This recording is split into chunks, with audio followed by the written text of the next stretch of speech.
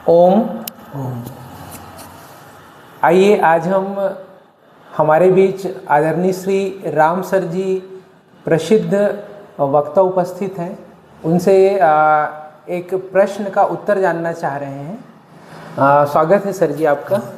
बहुत बहुत स्वागत। मेरा प्रश्न ये था सर जी कि जो सभी लोगों से लगभग जुड़ा हुआ है कि जैसे कोई बंद कमरे में कमरे में बंद है और उसका जो स्वभाव है उस बंद कमरे में क्या वैसा होगा जैसे सबके सामने होता है।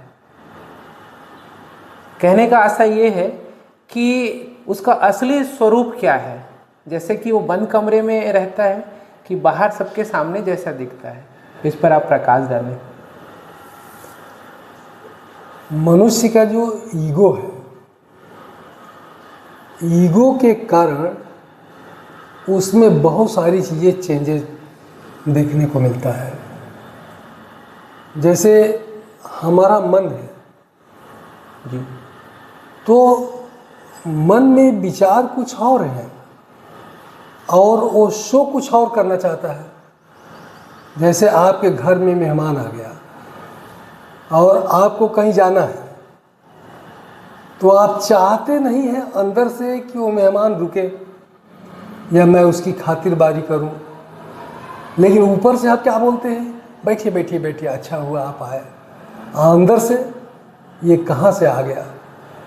तो ये जो ड्वेल नेचर है ये मन में होता है और ईगो के कारण होता है। जितना ईगो ज़्यादा होगा उतना दिखावापन ज़्यादा होगा, रियलिटी कुछ और होगी। लेकिन दोनों से हट के भी एक नेचर है, वो है रियल में। जो वास्तविक आपका जो स्वभाव है उसमें कोई चेंज नहीं होता, वो जैसा है वैसा ही है। और उसकी क्वालिटी क्या है, वो सत्य है, सदा खुश है, प्रेमपूर्ण है, ज्ञान स्वरूप है, दयालु है, सबके और जो कहता है वही करता है। इसीलिए कहते हैं ना कि जिसके कथनी और करनी में कोई भेद नहीं रहता वही सच्चा इंसान है जी। तो आप जो बोल रहे हैं कि जैसे हम बंद कमरे में हैं तो कुछ और सोचते हैं, बाहर निकलने के बाद हम कुछ और बोलने लगते हैं, तो ये सब चीज़ें जो होती हैं ईगो और मन के वजह से होती हैं। लेकिन जब हम अपने आत्मिक स्वरूप में आएंगे तो वहाँ पर एक ही होगा। दया है तो है, करुणा है तो है, प्रेम है तो है। वहाँ प्रेम एक से नहीं सबसे होगा, मन सबसे होगा। और प्रेम के बदले वो कुछ चाहेगा नहीं। ये रियल मैं की क्वालिटी है। तो जब आप आत्म स्वरूप में आएंगे, रियल नेचर में आएंगे, तो वहाँ चेंजेस दिखाई नहीं देंगे। वहाँ शो अलग, कथनी और करनी अलग अलग नहीं होगा, वहाँ एक होगा। लेकिन मन के तल पर और ईगो के तल पर ये भिन्नता आपको दिखाई देती रहेगी। लेकिन जैसे आज आधुनिक युग में स्वार्थ का ज़माना है, तो हम अपने रियल नेचर को रियल या स्थिर कैसे रख सकते हैं? ठीक बात है। स्वार्थ तो हर समय रहा है। गोस्वामी जी लिखते हैं ना कि स्वार्थ लाई करऊं सब प्रीति, सुर नर मुनि सबकी यही रीति। मतलब पूरा संसार स्वार्थ से एक दूसरे से जुड़ा हुआ है।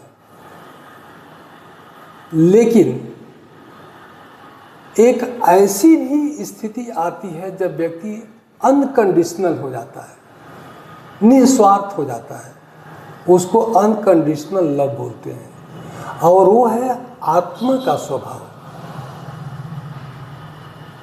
तो आत्मा के स्वभाव में जाने के लिए आपको एक रास्ता पकड़ के चलना होगा। जैसे सजगता, होश, ध्यान, ऑब्जर्वेशन, यह एक मार्ग है। भगवान बुद्ध ने बताया था कि कुछ नहीं करना है आपको। आप सिर्फ अपने सांस को देखिए। सांस आ रही है, जा रही है। आप साक्षी बन करके आती जाती सांस का सिर्फ अवलोकन करिए। कुछ टीका टिप्पणी आपको नहीं करना है। तो उससे क्या होगा? सांस का संबंध हमारे मन से है। तो जब हम सांस को देखते हैं तो हमारा मन अपने आप स्लो डाउन, नियंत्रित होने लगता है। तो जब हमारा मन नियंत्रित होता है तब हमारी चेतना जागृत होती है। तो हमें करना क्या है? एक छोटा सा टेक्निक है विपश्यना ध्यान, इसको अपना लीजिए। और केवल सांस को ही नहीं देखना है। यहाँ जैसे इचिंग हो रहा है तो आप उसको देखिए, महसूस करिए, उसको खुजलाइए मत। आप महसूस करिए आंख बंद करके कि इस हाथ में यहाँ इचिंग हो रहा है। तो जो महसूस कर रहा है, अगर वो उसमें विचार नहीं है तो समझिए कि वो बिल्कुल चेतना से महसूस हो रहा है। आप स्नान करते हैं तो जब पानी गिरा रहे हैं तो जो ठंडकता लग रही है उसको महसूस करिए। जब भोजन कर रहे हैं तो उसके रस को आप महसूस करिए, खूब रस। यही तो ध्यान है। इसी तरह से आपके अंदर क्रोध उमड़ रहा है, उसको ऑब्जर्व करिए कि मेरे को गुस्सा आ गया। ये गुस्सा क्यों आया, कैसे आया? तो जैसे जैसे आप सजग होंगे तो पता ये चलेगा कि इधर से गुस्सा आया, इधर से होश आया। तो आपका गुस्सा रह ही नहीं सकता है। होश के अभाव में ही क्रोध पनपता है। अगर होश आ गया तो क्रोध आपका लुप्त हो जाएगा। तो हमें क्या करना है? जागृति को बढ़ाना है, चेतना के स्तर को बढ़ाना है। और वो बढ़ेगा कैसे? विपश्यना करिए, हर चीज को देखिए और जो कुछ बॉडी में देखिए, जो कुछ भी हो रहा है, हार्ट चल रहा है उसको महसूस करें, पेट में कुछ हो रहा है उसको महसूस करिए।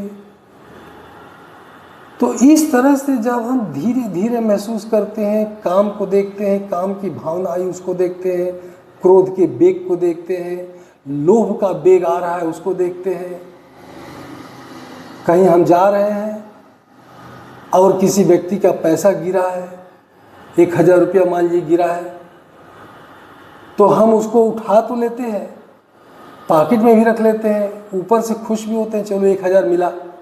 लेकिन कहीं अंदर में एक भावना चलती रहती है कि जिसका होगा बेचारा वो तो रो रहा होगा कि आज मेरा 1000 चला गया। तो उसको आप ऑब्जर्व करिए कि वो 1000 रुपया के लिए वो दुखी कितना होगा, अब मेरे को खुशी हो रही है। तो हर चीज को जब आप ऑब्जर्व करते जाएंगे, ध्यान से देखते जाएंगे, तो एक दिन आप पाएंगे कि जो ईगो है वो छंटने लगेगा। जो मन में जो विकार है वो सब कम होते चले जाएंगे और फिर आपका चैतन्य धीरे धीरे उभरने लगेगा। थोड़ा सा उभर जाए, थोड़ा सा वो झांकने लगे, फिर वही सबको खत्म करने लगेगा। तो हमारी जो यात्रा है कहाँ तक है? ध्यान के माध्यम से, ऑब्जर्वेशन के माध्यम से, संसार में सेवा के माध्यम से, साधना के माध्यम से हमको उस लेवल पे लाना है जहां हमारी चेतना की थोड़ी सी जागृति आ जाए। बाकी सब वही कर देगा। तभी जाकर के हमको सुख भी मिलेगा, अनवरत सुख मिलेगा, शांति हमेशा के लिए मिलेगी, आनंद मिलेगा, ज्ञान होगा, मौज मस्ती की दुनिया हो जाएगी। ये इसका मतलब जी। तो ऐसा व्यक्ति सर वो आस्तिक होगा कि नास्तिक में होगा? वो नहीं, आस्तिक ही होगा वो, नास्तिक का कोई सवाल नहीं, क्योंकि उसको अनुभव होगा अपनी चेतना का। तो जिसको चेतना का अनुभव है वो नास्तिक नहीं होगा। नास्तिक तो वो होता है जिसको कुछ पता ही नहीं है और कह देता कि कोई चीज़ नहीं है। लेकिन जब आप इस पे वर्क करेंगे तो वर्क करते करते आप रोज़ आप देखेंगे कि आज तो क्या गजब का ध्यान लगा। ये घटित होता है जैसे ही मन थोड़ा सा शांत हुआ तो एक गैप आता है और उसी गैप से खुशी उमड़ पड़ती है। जो ध्यान करते हैं उनसे पूछिएगा, किसी किसी दिन उनको ध्यान लगता है तो इतनी खुशी महसूस होती है और वो दिन भर रहता है। उसी को बना रह करके रोज ध्यान करता है आदमी और वो जो खुशी आती है वो चेतना से आती है। तो जो इसको अनुभव कर लिया है वो कैसे नास्तिक हो सकता है? वो आस्तिक ही होगा।